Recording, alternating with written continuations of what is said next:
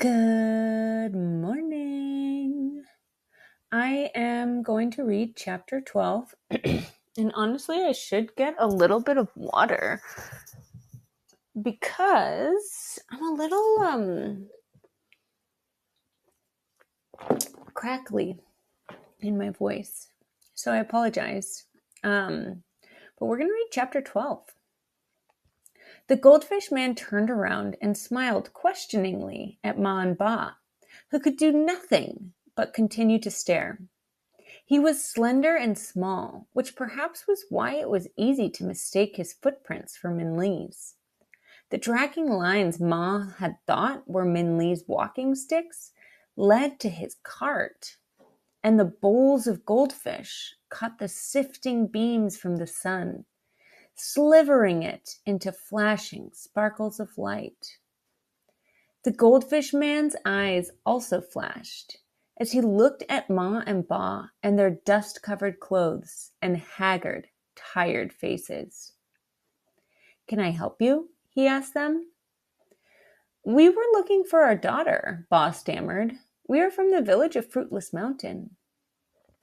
"You sold her a goldfish, and then," Ma sputtered, "then she ran away to change our fortune." "I see," the goldfish man said, and again he looked at them, at Ma's tight, angry frown and Ba's careworn, worried face. "And you are going after her to stop her?" "Of course," Ba said. "We need to bring her home." "Yes," Ma said. "She is acting crazy. Who knows what could happen to her?" "She could succeed," the goldfish man said steadily. "She could find a way to change your fortune." "She's trying to find Never-Ending Mountain," Ma said. "Ask questions to the old man of the moon. There's no way for her to succeed." "Yes," Ba said. "It's impossible." The goldfishmen looked a third time at Ma and Ba, and this time they felt it. Under his gaze, Ma and Ba suddenly felt like freshly peeled oranges. And their words fell away from them inexplicably. They felt ashamed. "Let me tell you a story," the goldfish man said. And this is the story of the goldfish man. And this is the story of the goldfish man. My grandmother, Lau, was a famous fortune teller. People from faraway villages would line up at our home, asking for lucky dates for weddings and predictions for their children. If she was ever wrong, we never heard of it. But a week before my 19th birthday, we heard her moaning in her room. When we rushed to her, we found her sitting on the floor with her fortune-telling sticks spread around her. To my surprise, as soon as I entered the room,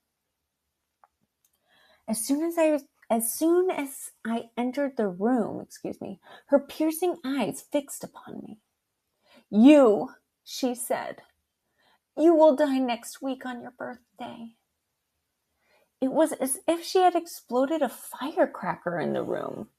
My parents and aunts and cousins burst into exclamations and wails.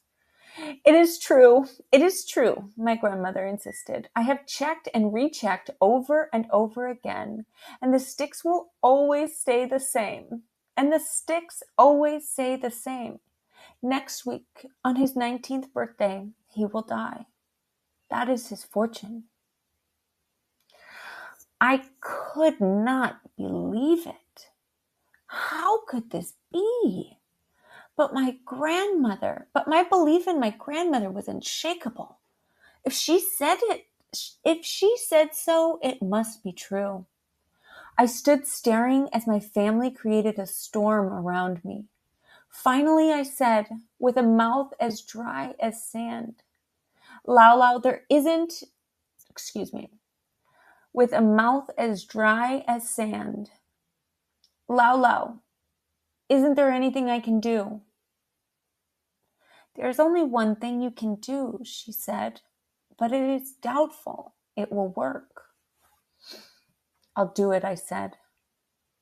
First, Lala said, we must get a bottle of the finest wine and make a box of sweets. So Lala went to the rich magistrate of the town and persuaded him to give her a bottle of his best wine. My mother and aunts hurried to the kitchen and prepared cakes, cookies, and sweetmeats with more care than ever before. Before the aromas of the delicacies were captured in our most ornate box, they floated in the air, causing all the neighborhood animals to whine at our door. And then Lala went to her room and began to read her fortune sticks. When she came out, she gave me the box of sweets and bottle of wine and sat me down. Listen to me carefully, she said. You must do exactly as I say.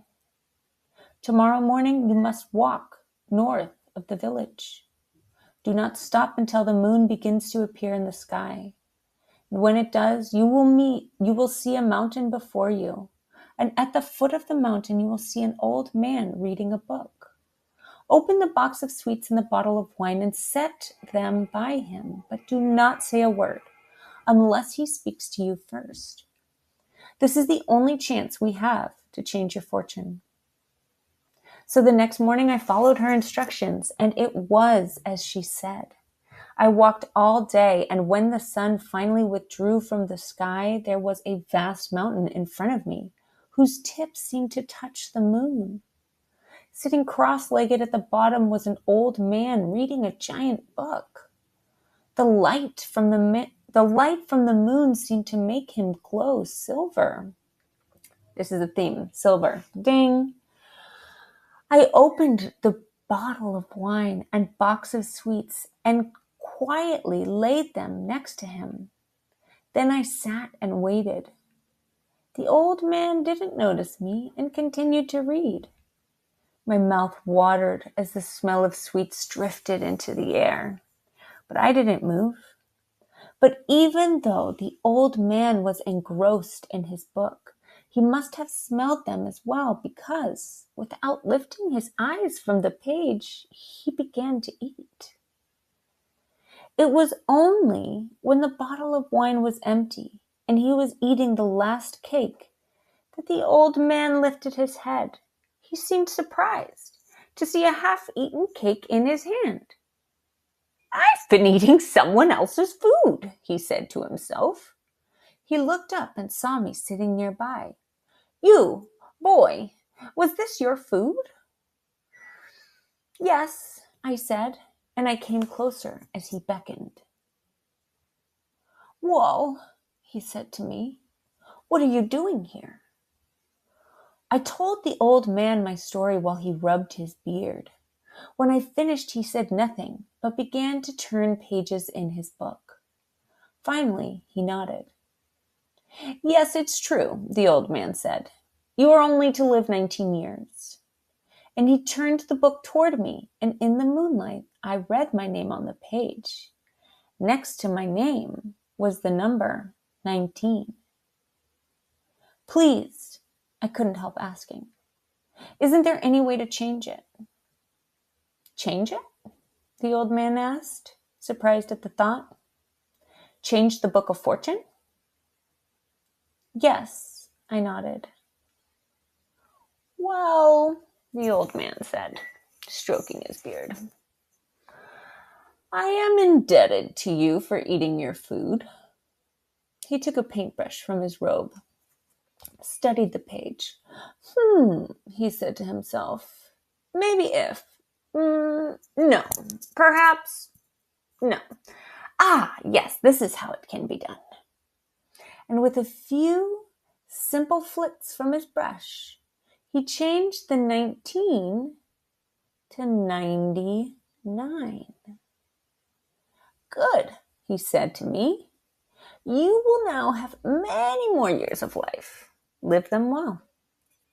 Then he closed his book, stood up, and began to walk up the mountain, leaving me standing behind him.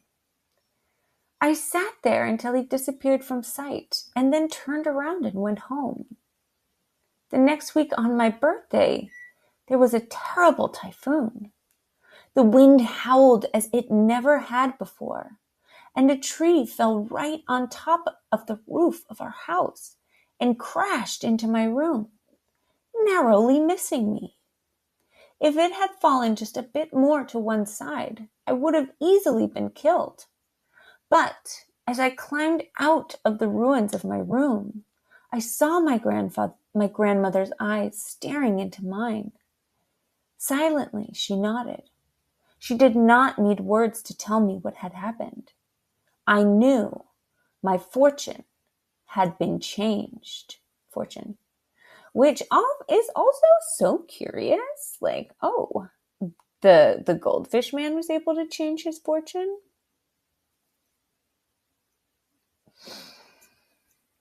And now we end that story of the goldfish man. And now we're back to Ma and Ba as they talk to the goldfish man on their path. But for Minli to try to do that is different, Ba started. She's trying to find Never-Ending Mountain, ask a question. She's just a small girl. Perhaps the goldfish man said, you need to trust her. But, Ma said, but what she wants is impossible. Impossible? The goldfish man said. Don't you see? Even fates written in the Book of Fortune can be changed. How can anything be impossible? Ma and Ba could find no words.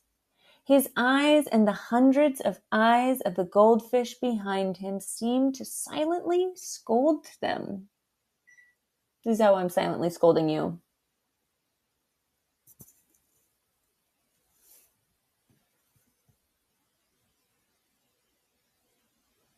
Okay, that's enough. To silently scold them.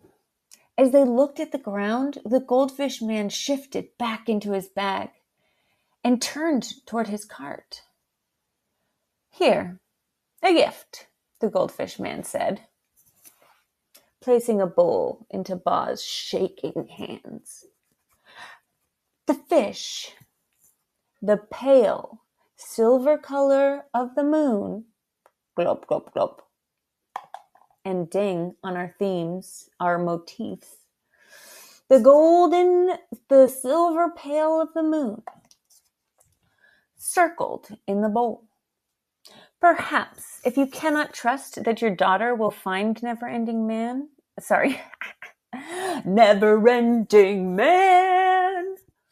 Perhaps if you cannot trust that your daughter will find Never-Ending Mountain, you should trust that she will return home to you, because that is not impossible. So whether Minli brings it to you or not, I wish you good fortune.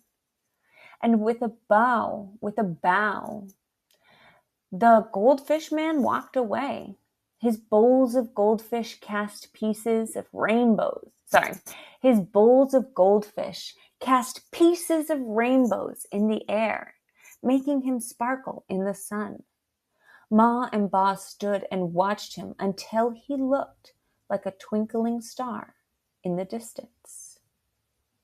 And that, my friends, is chapter 12. Yes, it is chapter 12. And did we do it? Yes, we did. Discussion shall follow.